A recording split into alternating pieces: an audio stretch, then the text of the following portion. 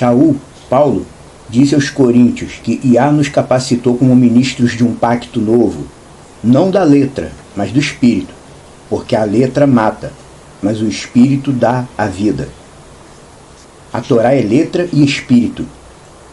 No início da libertação do povo de Israel, Iá deu sua lei de forma parcial ao povo. Parcial, sim. Iá deu de forma parcial. A letra da Torá, a letra da lei, como se chama, as normas em sua forma textual, foi para todo o seu povo. Mas o espírito da Torá na época era apenas para os reis e líderes espirituais. Porém, tendo-se cumprido os dias anteriormente profetizados, Iá deu a seu povo o seu ungido, seu representante, Yeshua Hamashia, Yeshua Meshirra, como se fala em aramaico, e junto com ele deu o espírito de sua Torá, de sua instrução. Aí alguém diria, por que Iá daria sua lei parcialmente ao seu próprio povo que ele mesmo estabeleceu e escolheu? Porque ainda não era tempo de conceder plenitude espiritual a Israel. Naquela época Israel ainda estava aprendendo a servir ao Deus Iá. Como Paulo bem disse, a Torá serviu como tutor para nos conduzir a Yeshua, a Mashiach, o ungido, o Meshirra, da onde veio a palavra Messias. Quer dizer, é examinando a Torá em seus detalhes que a pessoa consegue entender quem era Meshirra, Mashiach, o que haveria de vir. E a partir do momento que esse Mashiach apareceu, não estamos mais submissos ao tutor da letra da Torá, ao que está escrito pelo que está escrito. Isso é outra coisa que o religioso ainda não consegue entender. A partir do momento em que o Messias nos é revelado, o nosso parâmetro de servidão já não está mais atrelado à letra da Torá, do jeito que está escrito, como foi dado ao povo antigamente. Mas agora nós passamos a ouvir e seguir o próprio Mashiach. Ele é Torá, ele viveu a Torá na prática. E por isso o modelo de vida que ele nos fornece passa a ser suficiente para nós aprendermos a andar com Deus. Para eu viver para Iá, eu tinha que olhar para o texto escrito dos 10 dizeres e praticar do jeito que está escrito. Porém, do jeito que está escrito, os 10 dizeres demandam uma interpretação complicada. Não é algo simples, como ler e aplicar, porque cada um dos 10 dizeres, na verdade, contém muito mais do que apenas 10 ordenanças. Todo mundo chama a Seret Hadibrot de 10 mandamentos, mas na verdade significa 10 falas. Tem muito mais do que 10 ordenanças ali. E veja isso também, outra coisa, o texto de Isaías. Através do profeta Isaías, Iá diz a Israel, entre outras coisas, qual é o tipo de jejum que agrada a ele. Qual é o verdadeiro jejum que ele quer? E aí vem toda aquela coisa que envolve o ajudar o próximo e evitar o pecado e odiar o mal.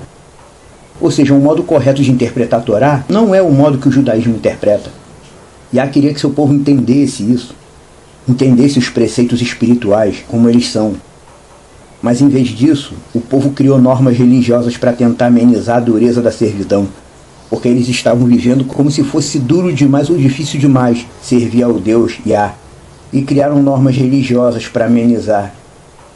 É para isso que a religião serve na prática, para amenizar o que Deus realmente quer do ser humano. Seguir judaísmo não é andar com Deus, são duas coisas diferentes. Tem um monte de gente tentando buscar crescimento espiritual dentro do judaísmo. Fazer como o judaísmo ensina não significa que a pessoa está andando com Deus mais do que os outros. Quando nós olhamos para Yeshua e analisamos como ele viveu aqui nesse mundo, o sentido real do que significa viver a Torá se abre para nós. E aí tudo fica mais claro. A Torá não é meramente um do or die, faça assim ou morra. Não. Torá é obediência com kavaná, ou seja, com intenção do coração. Não existe uma legislação espiritual chamada evangelho, como o pessoal coloca aqui no Ocidente. O que existe é Torá, é o pacto novo. O pacto novo é baseado na Torá. Tudo sempre foi por meio da Torá e continua sendo. O termo evangelho no grego significa literalmente um anúncio bom, um anúncio do bem. Aí nesse caso o anúncio do bem é o quê? É a anunciação do reino de Deus, que a partir de então é aberto a todos os povos e não apenas a Israel. Agora Yah passa a considerar outros povos também como parte integrante do povo dele. Como diz Paulo, foram enxertados na oliveira, que é Israel. Porque o pacto de Yah foi com a casa de Judá e Jerusalém, e não conosco. Conclusão. O que Paulo estava querendo dizer quando ele falou aquilo tudo, que a letra mata o espírito da vida, o que ele quis dizer é: agora os que servem ao Deus Yah, ou os que pretendem servir a ele, devem servi-lo com um serviço totalmente diferente daquele que é empregado em Israel, entre os seguidores de judaísmo. Os de Israel ainda estão presos à letra.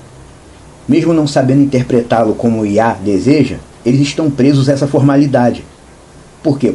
Porque estão se baseando, em tese, em algo que foi realmente dado pelo Deus vivo lá no deserto, e não querem desconsiderar isso. Mas não é para desconsiderar, é para interpretar da forma correta.